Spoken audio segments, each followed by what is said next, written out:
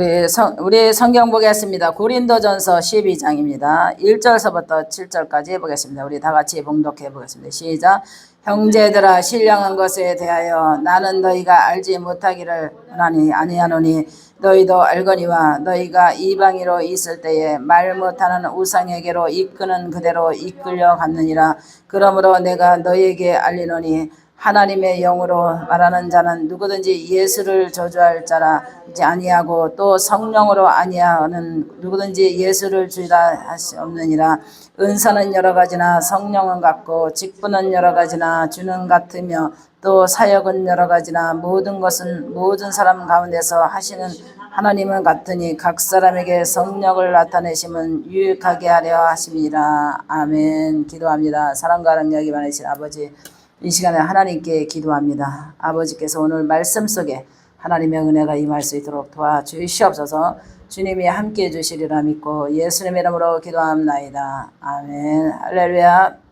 오늘은 성령의 은사에 대해서 전하고자 합니다. 성령의 은사.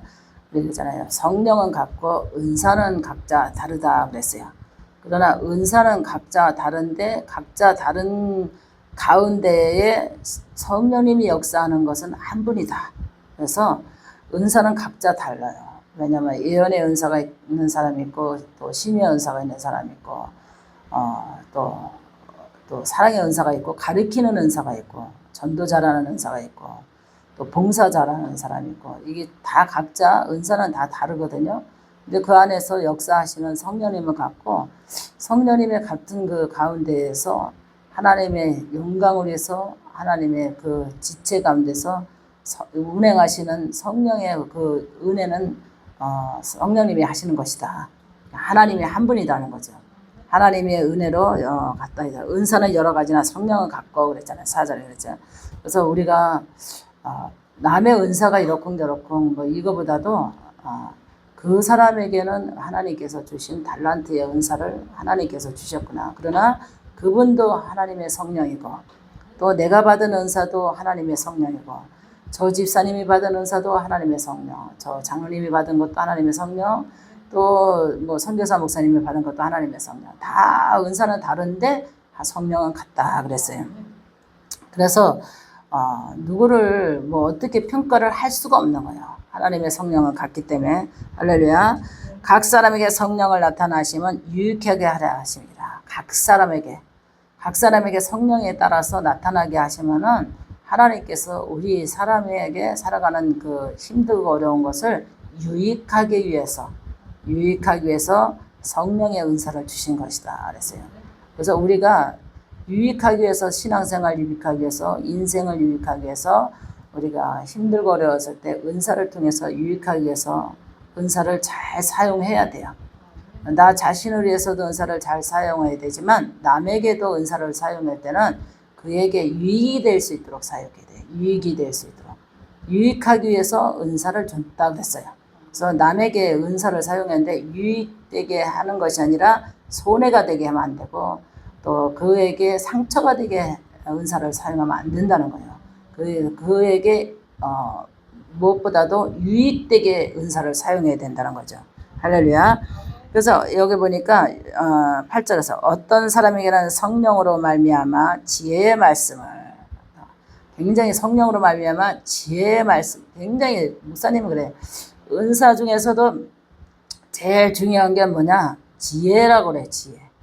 지혜가 있으면 뭐 귀신을 내쫓고 병든 자를 고친다 할지라도 지혜가 부족하면 자기 인생이 고롭지 않나.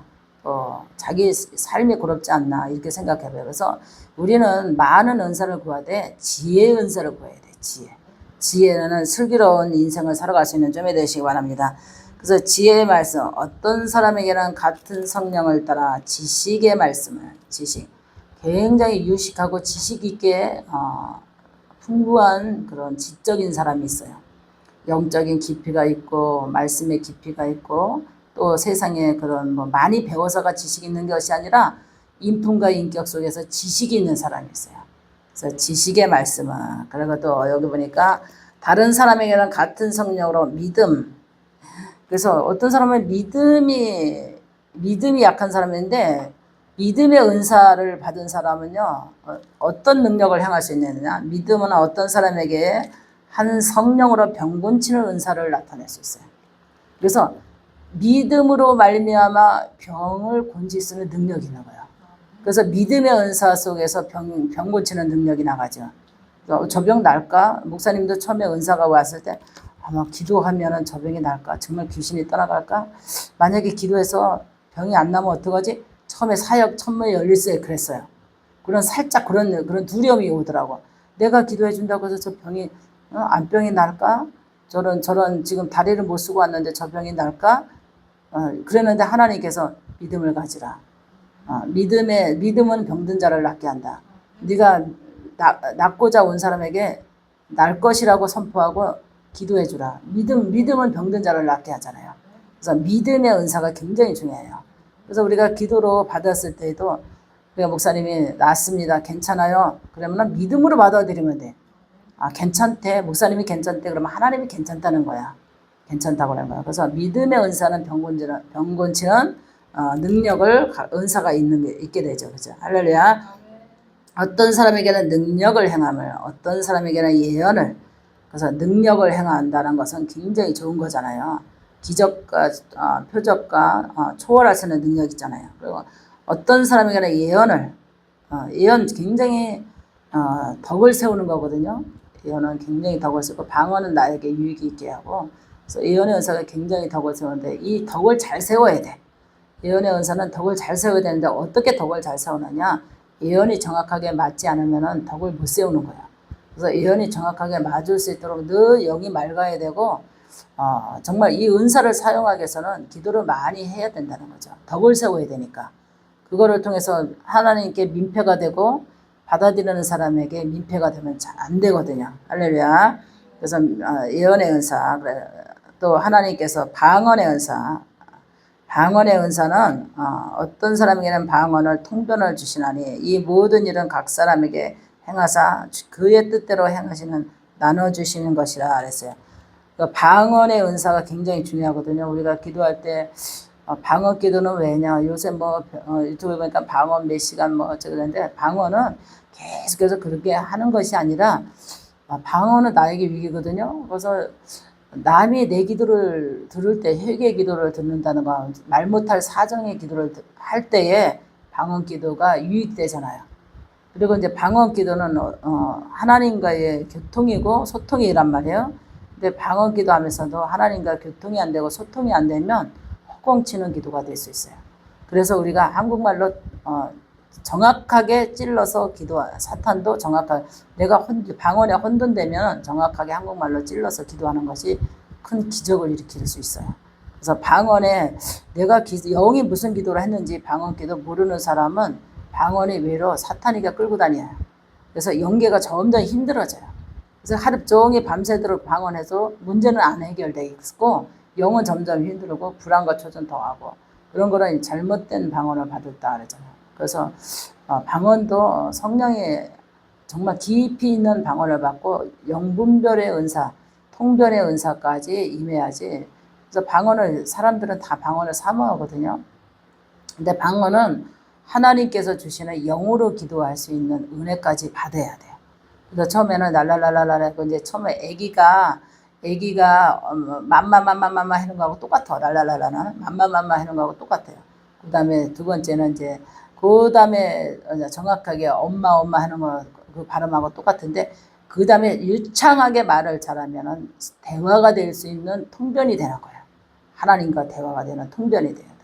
근데 이것에 거기서 머무르지 못하고, 그러면 아기에게 어려서부터 가리키잖아요. 말을 가리키잖아요.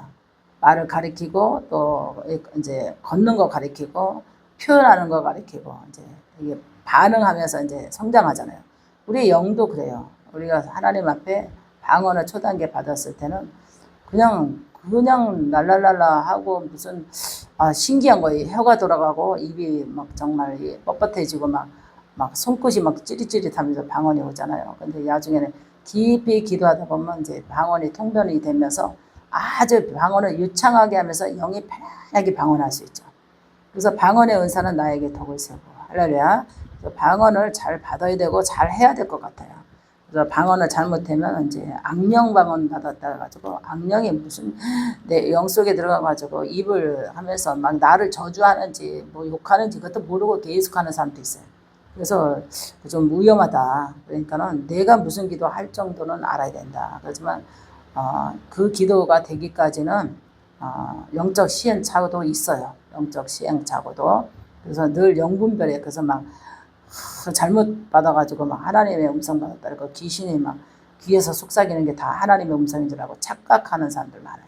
그래서 정말 우리가 중요한 것은 내가 마음을 어떻게 먹느냐에 따라서 어떻게 하나님을 표현하느냐가 굉장히 중요하고 기도가 중요하거든요. 그래서 제일 중요한 거는 한국말로 또박또박 기도하는 게 정확해요. 그래서 실수 없이 또박또박 기도했을 때 정확한 기도 속에서 핵심적으로 기도하면은 환경이 바꾸는 줄을 믿으시기 바랍니다. 그 다음에 이제 누가 내 기도를 들을 것 같다 그러면 그때 이제 방언으로 영으로 기도하고 그리고 이제